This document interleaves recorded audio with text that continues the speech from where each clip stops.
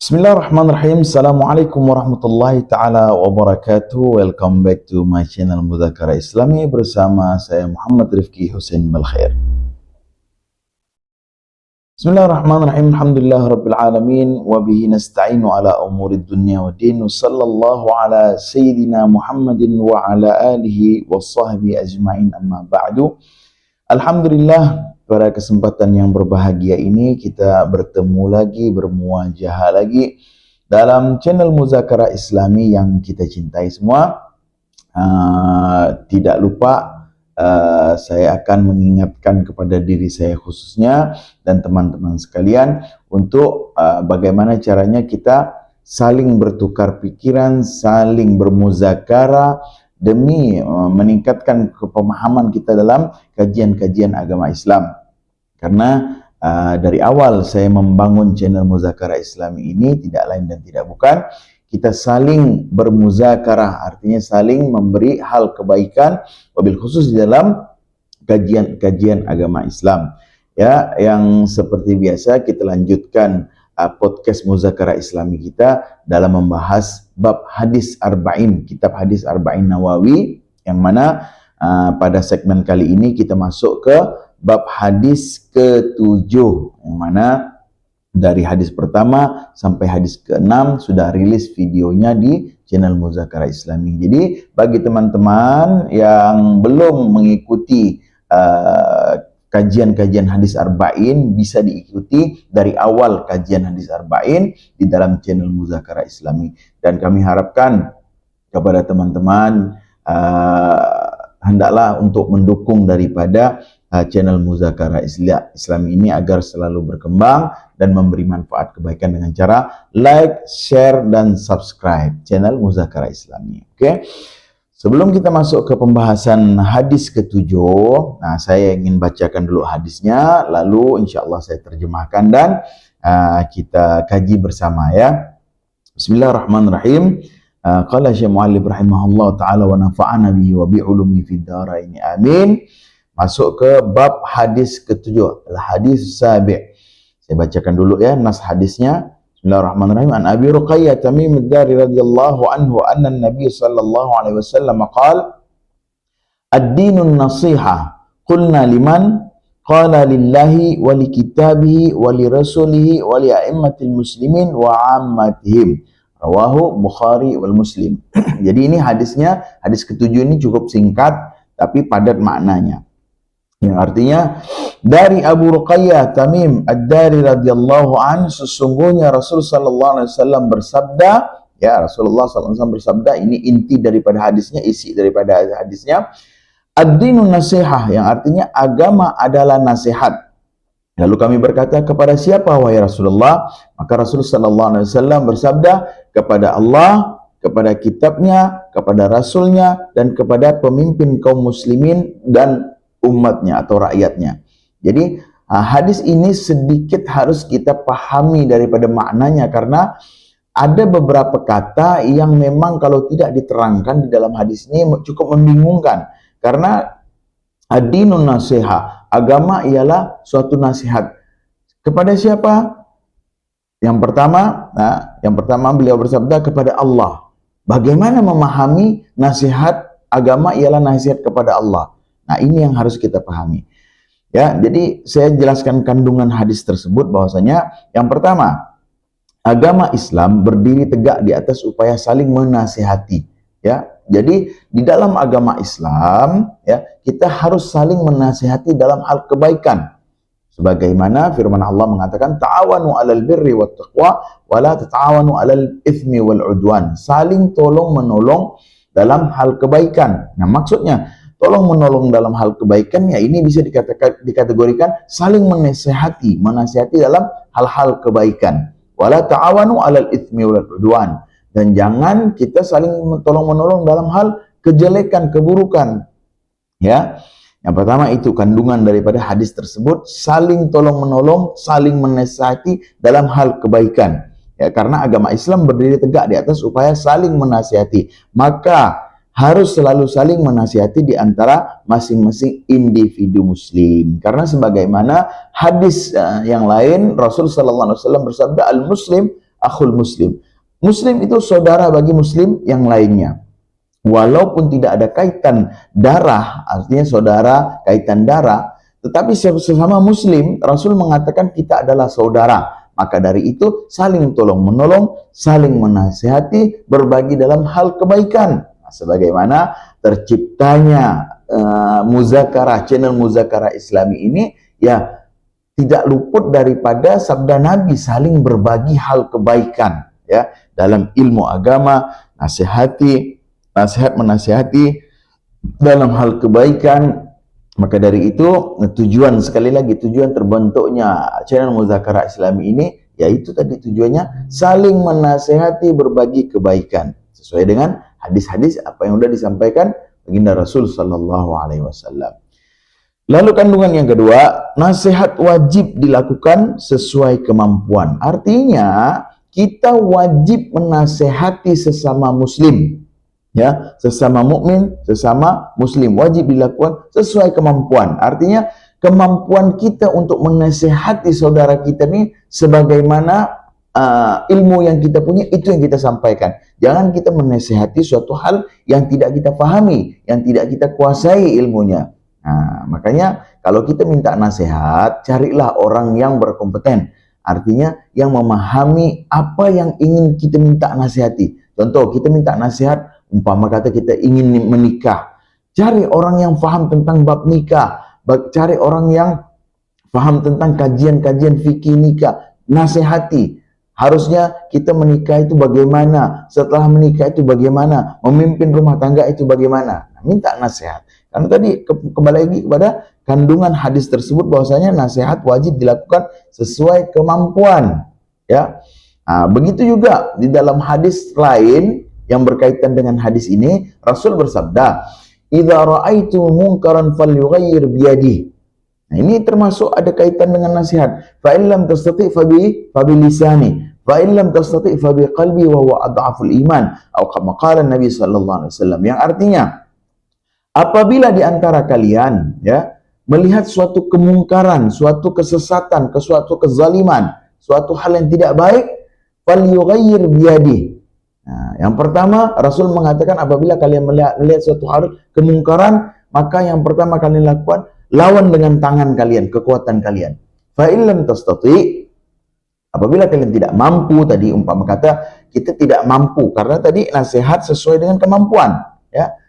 Jadi umpama kata kita tidak mampu menasihati menggunakan kekuatan dan tangan kita, fa bi lisani, yang kedua, nasihat dengan mulut. Artinya dengan dakwah, dengan mengajak kebaikan, ya. Kalaupun kita tidak mampu, artinya tidak mampu dengan mulut, dengan lisan, karena keterbatasan ilmu atau keterbatasan public speaking.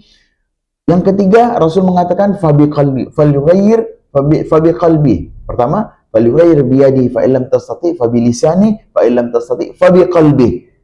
Cukup dengan kita tidak rela terhadap kemungkaran tersebut, hati kita tidak merelakannya, itu cukup untuk mencegah kemungkaran tersebut. Tapi alangkah baiknya kalau kita bisa dengan kekuatan kita, tenaga kita, tangan kita. Lalu yang kedua dengan lisan kita, dengan nasihat, memberi hal kebaikan, menasihati kebaikan, ataupun berceramah tentang ceramah untuk menolak kemungkaran, ya, semampu kita. Tapi kalau memang yang dua tadi tidak mampu, fabi qalbi, maka cukup dengan hati, wa huwa adhaful iman, ya. Jadi iman yang terendah tadi, apabila melihat kemungkaran, cukup kita tidak rela dalam hati kita untuk menerima kemungkaran tersebut, ya. Maksudnya seperti itu, ya. Jadi itu yang dimaksud dengan kandungan hadis apa yang tadi saya sebutkan, ya, ad-dinun nasihah. Agama ialah suatu nasihat. Jadi agama Islam itu bentuknya nasihat. Nasihat yang pertama, ya, qulna liman. Jadi kami berkata, kepada siapa nasihat ini? Ya, yang pertama Rasulullah SAW bersabda kepada Allah. Maksud nasihat agama itu nasihat kepada Allah ialah, ini diterangkan juga dalam kitab ini, ya. Maksudnya nasihat adalah ungkapan yang menyeluruh berupa keinginan yang mencakup semua kebaikan, ya. Perlu dipahami, nasihat adalah ungkapan yang menyeluruh berupa keinginan yang mencakup semua kebaikan. Itu yang dinamakan nasihat. Lalu yang kedua, yang dimaksud adalah bahwa nasihat merupakan penopang agama. Maksudnya, di dalam agama Islam, sebagai penopang agama Islam itu tidak luput daripada suatu hal nasihat yang baik. Ya. Nasihat-nasihat yang baik itu suatu tiang penopang agama Islam. Karena tanpa nasihat, bagaimana kita memahami agama Islam tersebut? Ya, jadi kan tidak sedikit ustadz-ustadz yang menasehati muridnya untuk menuju jalan yang benar. Itu termasuk nasihat. Pelajaran-pelajaran agama itu termasuk nasihat untuk kita, bagaimana kita menerapkan nasihat-nasihat dari guru-guru kita tersebut dalam tanda kutip nasihat itu kebaikan bagi kita. Ya, yang ketiga, yang dimaksud dengan nasihat kepada Allah adalah, nah yang tadi kan membingungkan nih, ad-dinun nasiha qulna liman lillahi wa li rasuli wa li kitabi wal mu'minin. Maksudnya nasihat kepada Allah ialah beriman kepada Allah. Artinya beriman kepada Allah, tidak menyekutukannya, mensucikannya dari segala kekurangan, taat kepadanya dan tidak bermaksiat kepadanya. Begitu juga nasihat kepada Rasulnya adalah membenarkan risalahnya. Artinya membenarkan apa-apa yang sudah dibawa oleh baginda Rasul sallallahu alaihi wasallam, apa-apa yang sudah disyariatkan oleh baginda Rasul sallallahu alaihi wasallam. Ya, kita harus beriman dan mempercaya itu. Itu maksudnya nasihat kepada Rasul, maksudnya kembali kepada kita, ya.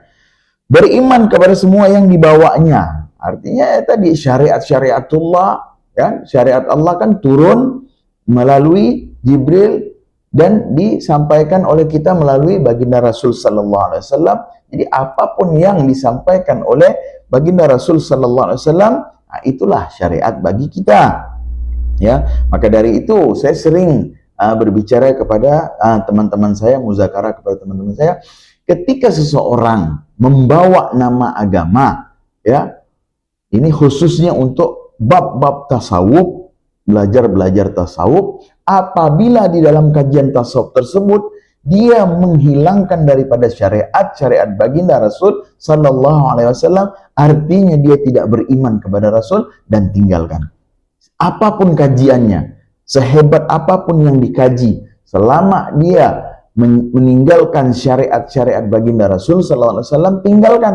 Berarti dia tidak menjalankan dan tidak mengimani apa-apa yang sudah Rasul sallallahu alaihi wasallam sampaikan, apa-apa yang sudah Rasul sallallahu alaihi wasallam syariatkan.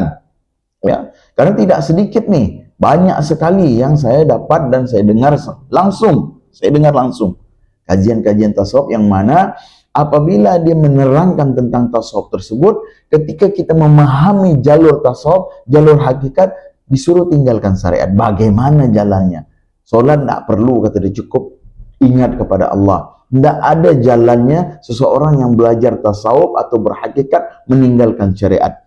Pada dasarnya ilmu itu bertingkat. Syariat, tarekat, hakikat barulah mendapatkan ma'rifatullah. Ya, jadi ingat ya. Saya mengingatkan daripada kebetulan kajian hadis tadi ini berkaitan dengan mengimani Allah, mengimani Rasulullah, maka jangan sekali-kali kita lepas daripada syariat. Dengan syariatlah ya kita dapat mengaplikasikan hakikat tersebut sehingga mendapatkan ma'rifatullah. Apa itu ma'rifatullah? Pengenalan Allah kepada diri kita, pengenalan diri kepada Allah. Artinya di situ ada timbul bahasa jauh tak berjarak, dekat tak bersentuhan. Kita menyatu kepada Allah Subhanahu wa ta'ala. Ini sedikit intermezzo bab tasawuf ya. Karena harus diluruskan seperti bab-bab tersebut ya. Jadi kembali lagi kepada pembahasan, nasihat kepada Rasulullah adalah membenarkan risalahnya, beriman kepada semua yang dibawanya, menghormatinya, melaksanakan ajarannya dan lain-lain. Itulah dia yang namanya iman. Al-iman itu artinya percaya. Percaya tasdiq niyah. Benar-benar kita mempercayai. Terus apalagi iman itu imtithalu awamirillah wa ijtinabun nawahi. Ya.